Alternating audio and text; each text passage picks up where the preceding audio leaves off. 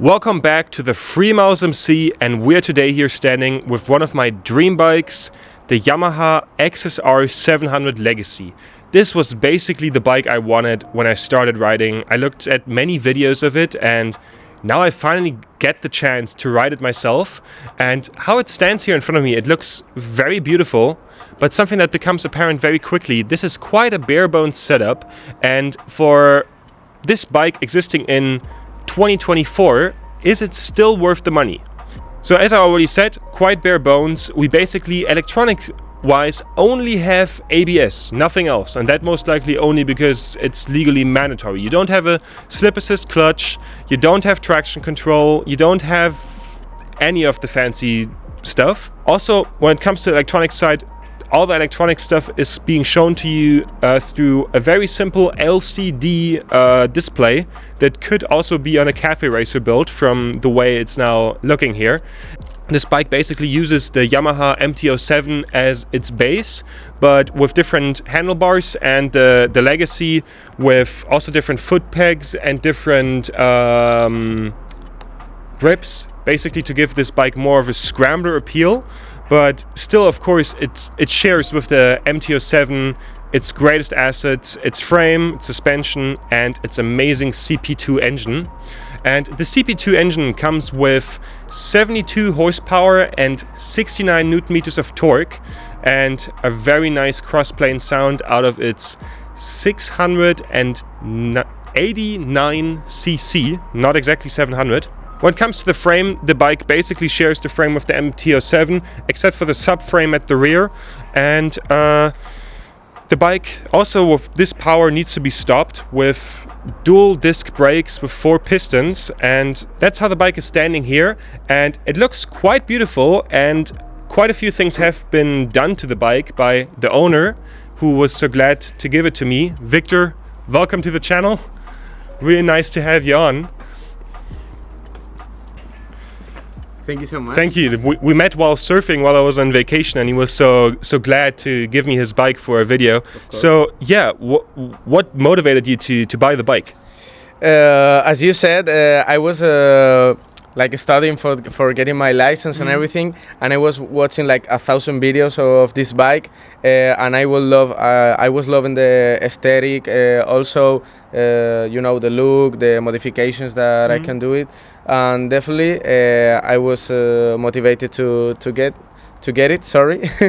And now it's here with us. What a beautiful bike. And when I was doing my license, I so badly wanted this bike, and it's so cool that you have it as your first bike. And you already did a few things to it, like I already see some modifications. Yeah. What have you done to it so far? Yeah, just I put this protection. I don't know how do you say it. I'm sorry. The fairing. The fairing, yes.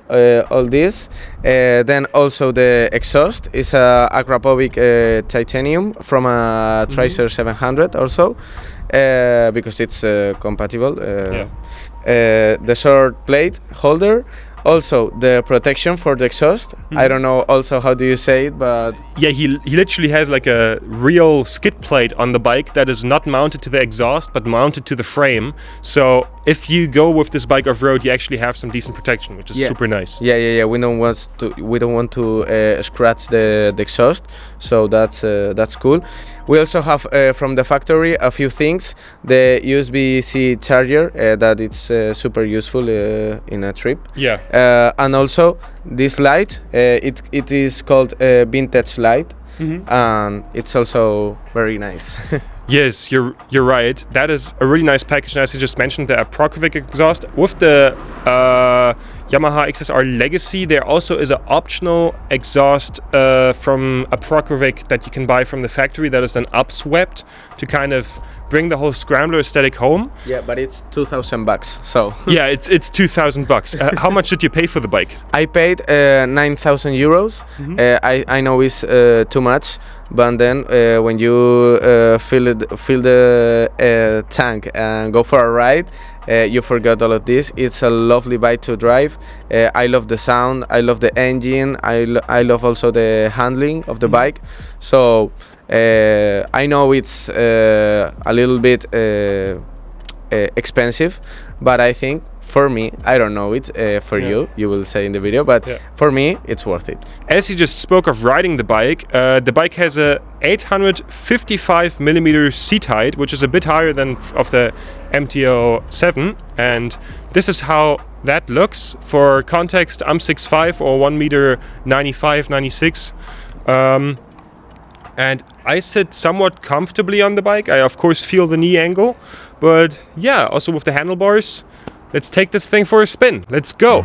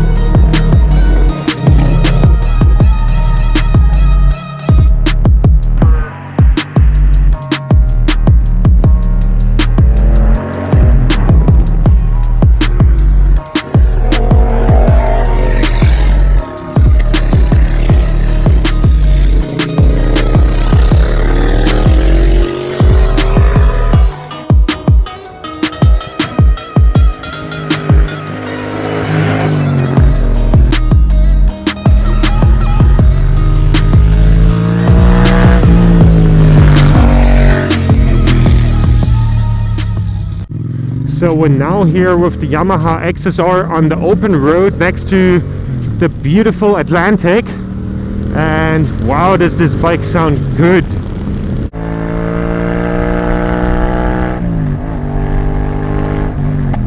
And the bike also handles like really nicely. You have, because the bike doesn't weigh a lot, and when Yamaha came up with the MT platform that this bike is based on, the idea kind of came from Yamaha's Europe division, and they were going for a motard-ish feel, and that's like very well transported here, because you basically have this feeling of like somewhere between naked bike and supermoto, also with like how the foot pegs are like quite underneath you instead of behind you, but still like quite high, so you can actually lean the bike. And the bike is very fun to ride, and it's crazy that it has like nothing electronics wise, like no slip assist clutch, nothing. And here with the bike leaned over, and now to the other side, you can feel the slight weakness of the bike with the suspension. The suspension kind of feels unprecise in the rear and pogo sticky in the front, but for just like normal riding that's like not too passionate, this definitely works. And like the sound, you know, the sound is just phenomenal. And here on this bike, the Pirelli like scrambler tires that we have on also just like they feel good for this model. I mean, this model is kind of leaning into the whole like scrambler thing, and of course that you can only lean like slightly into that with this being a quite traditional naked bike. But I would still say this can most likely also perform on gravel to some degree, as most bikes actually can. I myself took the XJ, the Yamaha XJ, which is like the model before this, through Iceland, and I actually ran into someone with a Yamaha XSR. This bike just feels very nice on a curvy road. It does this like not too pushy, but like if you don't push it too hard, it feels like so nice. And I think this is such a nice bike. Also, I mean, for beginners it could get a bit critical, you know, because the thing has definitely a lot of power, like 72 horsepower now. Does not sound like a lot, but also with the amount of newton meters, let me tell you, this bike definitely has enough. Like it would power wheelie on you in first and second gear most definitely, and there's not much saving you. Like you feel the rear lock up when you downshift and don't rev match like completely right. And I feel like this could still be pretty good for beginners, because like it still also shows you where the line is, you know, because having a motorcycle that just like takes everything and doesn't really give you a lot of feedback can also be dangerous, because you get used to just getting away with everything. Still, like this bike, basically this is such a fun first motorcycle, and with the motard feel you can just like lean the bike underneath you or you off the bike, and it's just so but yeah, you just notice the pogo stick thing, that it kind of goes like this all the time. In general, this is quite the hooligan machine, and if you're looking for either this bike or the Yamaha XSR 900, we've ridden the MT9 on the channel, which is basically almost the same bike, and that one is so much more intense that definitely if you're looking to make a decision between the two, go for this one. This has plenty of fun for you already, and the feeling of the bike is very raw and nice. And I mean, you have this like this LCD dash, which looks really cool and gives you a very simplistic feel, but at the end you need to realize like the base model of the XSR is somewhere in the high 8 grand range, and this one is between 9 and 10 grand. And if you take slight modifications from Yamaha, like their Prokovic exhaust, then like you're already talking 10 grand for this motorcycle, and you're kind of paying more for less at the end of the day, I have to say, and that's not good. Something that is like very interesting to me especially is the change of philosophy when it comes to making motorcycles by Yamaha that is visible through this platform. When they first released the MT platform that this bike is based on, I think Yamaha, one of like Yamaha's high-up people even was like, please forget what we did the last few years, because they came from the XJ platform, which was really good and really reliable, but the thing is it was boring, and they kind of took a different approach with the big 180 tire and the very like snappy cross-plane engine. And this platform of bikes changed motorcycle riding like I think nothing in the last 20 years, like and that also is the case here with the XSR. And I gotta say, it's a phenomenal bike. It's phenomenally fun. It is incredibly to ride, just incredibly fun and nice. But one thing that has to be pointed out, with also what I said earlier, with basically paying more for less at the end of the day, is this platform, like the frame, the engine, the amount of electronics, the suspension, with like slight upgrades of course, has been on the market now for 12 years almost. Yeah, I think 12 years. And that's feasible because yes, they changed the motorcycle landscape tremendously, and this platform of bikes is basically the reason why we have cross planes all over the place and this kind of bike in the first place. But with the price tag, it doesn't really compete anymore. Even though this is brilliant and a wonderful bike and I wish to own one, I think Yamaha needs to maybe upgrade this one in the next few years. Like I think they really have to. But still, incredible machine, incredible fun to ride. This is like a very fun first machine, and I think it's really beautiful that they gave this the better look, you know, because the MT-07 is kind of an acquired taste, and this looks a lot nicer. Here now on the Legacy, the only thing that I kind of don't like that much is I really like the long tin can formed front light. That looks so good. That looks so good. It's very influential for how the bike is shaped, how the bike is like looks. And they went with a normal one here, and it I don't know, it doesn't look like the unique style of it, even though it still looks really nice. And I like the look of the tank here. Like, oh my god, it looks like there's no paint on it, but then they have like clear paint or something on it. It's so cool. And then here with this plastic cover. Plastic covers, I'm not a big fan of plastic covers, but like here in this case, it looks really cool because where's my phone? Oh, my phone's still here. in this case it looks really cool because it looks like, you know, when you would put a leather strap over the tank to keep the tank in place. And I actually think most likely on the support market for this motorcycle, there most likely will be a leather belt that you can put over this, and then like take these screws out, and then have like a small little package that you can use for, I don't know, cigarettes, or like if you're not a smoker, for like mustache wax or something, like in true cafe racer fashion.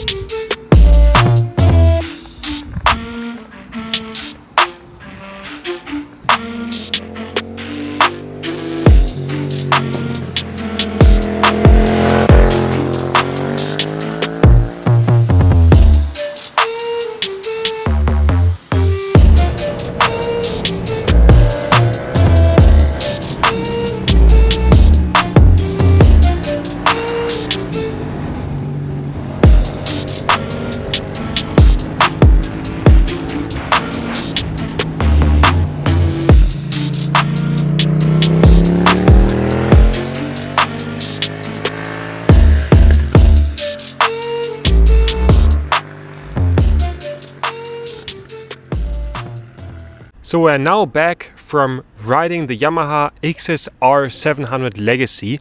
Sadly, Victor cannot join us because he's busy with surf lessons, but I asked him some questions beforehand so we can still get his perspective on his amazing bike.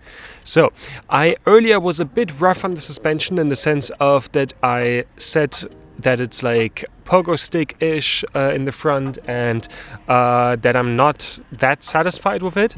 And that is, I think, when it comes to the MT-07 and XSR 700 platform, kind of a common thought in YouTube videos, but I have to pedal back a bit on that one. I feel like it's sufficient and a very fun bike, and definitely corners greatly up until the point where you really push it, but I don't think that for the target demographic of this bike is that noticeable.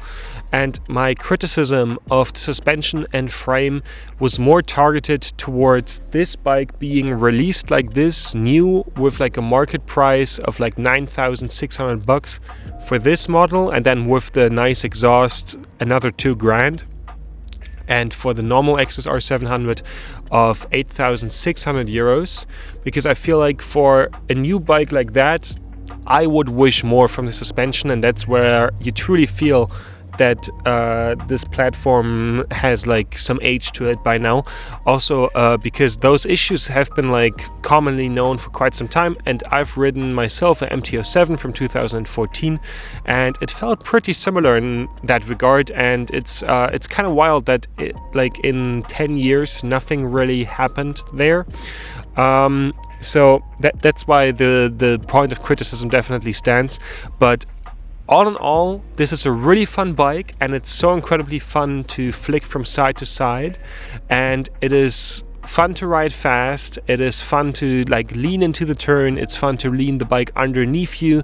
It really feels like a mixture of a supermoto and a naked bike, and it's so good there, and like the satisfying feedback with the very nice sound. And of course the CP2 engine is just like so torquey and so nice. And in this whole segment of kind of tame 650-ish bikes, the Yamaha XSR 700 is phenomenal. Like the engine is really an absolute dream. Most of these naked bikes, the new UGM bikes, they kind of all look the same. They kind of all have the MT-07 look, and I'm a big fan of the looks of this machine. Like really this brushed steel look here on the tank, and with the round headlight, and with the bike having this more retro aesthetic, also with the mudguard here at the rear and the nice rear light. It looks really, really nice, and it's a very nice alternative to what's offered apart from that on the market. But at the same time, I of course also have to say, with this bike being very influential, a lot of brands started copying Yamaha's homework, and we have other bikes like the Honda CB650R on the market by now, and they move in a similar price range with also not that much adjustability in the suspension. I think the rear suspension is preload adjustable, and that's like about it on the XSR. And there are other bikes that have that as well, like the Honda, but the Honda, for example, in comparison, at least has upside down suspension. And I feel like Yamaha kind of has to update the XSR in the next few years. I'm not talking about the engine. I'm very happy with the engine, and they should keep it as long as they can. And I think if I would write a little wish list, maybe that's like really unrealistic, but I would love if the bike would have a Delta box frame. That would be incredibly cool, and upside down suspension. And that's kind of where my wish list already ends, because apart from that, the bike is perfect. And this criticism only stands for buying this bike new. If you see this bike on the used market for less, or the MT-07 platform, it's brilliant. It's really, really nice, and apart from the 9,000 euros, it's a really, really cool bike. Another thing that has to be mentioned when talking about the price and then like the quality of the bike in comparison to that is bikes in general have gotten more expensive. The Interceptor that I ride that used to be new, I think 6,000 or like 5,000, that I bought barely new, like slightly used for 4 grand, is now going for around 8,000 euros as well. So motorcycles in general just have gotten more expensive. But with that, the quality of the bike is really, really nice, because Victor, the owner of this machine, has taken this bike on a 5,000 kilometer motorcycle trip, all the way across Europe, all the way through France, Marseille, Germany.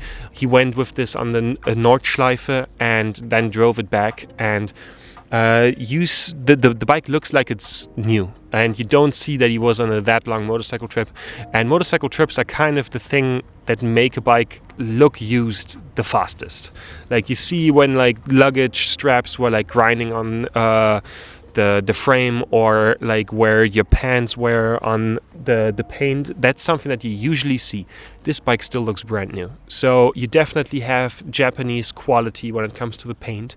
And also the bike just, even after this trip, looks like it could be from the showroom floor. And I think that is something that very positively has to be mentioned, as with more and more bikes I've been reviewing, I've been noticing that the paint and the stickers and all this kind of stuff has gotten of lower quality. Not on this one. It's still pretty solid. Speaking of the paint, I'm a really big fan of this colorway. This bike, the Legacy, and also the, I think, X-Ride, have been inspired by the old Yamaha Enduros, by the XT platform, and that's also why they're like more scrambler-ish. Of course, you have to put scrambler here in quotation marks, because this is based on a naked bike. And yes, it's kind of like those bikes have been based on like they were meant to be a motard-ish naked bike from the beginning, and you feel that, and you want to take this country on some back roads to ride it there. But of course, this is more a naked bike than a scrambler, and you can still do some like nice stuff with it, and it's definitely fun. There's this one guy on TikTok who does like enduro stuff with his MT-07, and also like Victor took this bike on the photography paths around the Nürburgring and rode it off-road there. And also when I toured Iceland on my motorcycle, I met someone who was touring Iceland off-road with XSR 700. The only thing that I am critical of this design with the more scrambler-ish design is that they changed the headlight, because I really liked the long can of beans like headlight that the XSRs used to have, that gave it this like really long feel, and it was for me one of the distinctive signs of, yes, this is a XSR 700. So I'm a bit sad that this one is missing that. Apart from that, for a beginner, which Victor, the rider of this machine, is, the bike absolutely delivers fantastically. He had a great time on his motorcycle trip, and also he didn't feel any shortcomings when taking this bike on track. He rode the bike over the Nürburgring Nordschleife, which is a really tough road for a motorcycle like that. I took my XJ on that road, and actually the XJ is such a cool comparison for this bike, because the change in philosophy when it comes to making motorcycles is very apparent there, because the XJ is a very reliable bike and a very good bike. But one thing that bike is not, and that's like fun and entertaining. But like then they changed the philosophy around making motorcycles and came up with this, and this is a really fun and entertaining bike. It's so fun to ride. So it's a really nice change that Yamaha did there, and it's a change that rocked the motorcycle world basically. Victor also told me about the fuel economy of this motorcycle, and that's really impressive. The bike has, if you do like legal stuff, it consumes 4 liters of fuel, and if you really start pushing it, you get above 5 liters, but you never go up to 6. And I think that's really good. All in all, I have to say I'm very happy with the bike. I can see why this has been an influential bike for motorcycling as a whole, and I think on the used market, definitely go for it. But with the big price tag, it kind of starts to hurt, especially when looking at other bikes, also bikes that are more competitive with the MT platform, like the Honda CB 750 Hornet, which is just like dirt cheap, amazing suspension, a lot of adjustability, 6-axis IMU, all that fun stuff. It is not that competitive nowadays, I have to say, even though I really love that it's this like raw experience. But do I want to pay more for this raw experience? That's kind of where the question lays for me. And one thing that's really worth pointing out when talking about the price of this motorcycle, a lot more people prefer the MT, and that can lead to some funny situations in the dealerships. I used to go down the Champs-Élysées road and look at the motorcycle dealerships in Paris, and there's a Yamaha dealership, and I've been looking at a Yamaha XSR 700 for $5,000 brand new, over and over again for half a year, that no one was buying.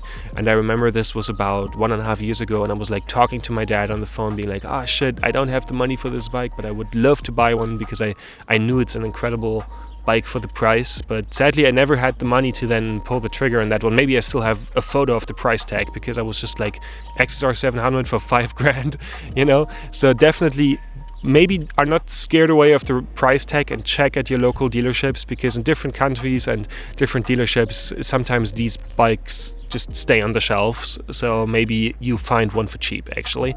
And of course, if you're just after the riding part, there's the MT-07. The MT-07 has been sold in bulk, like you see one everywhere. If you're just after that, check the used market.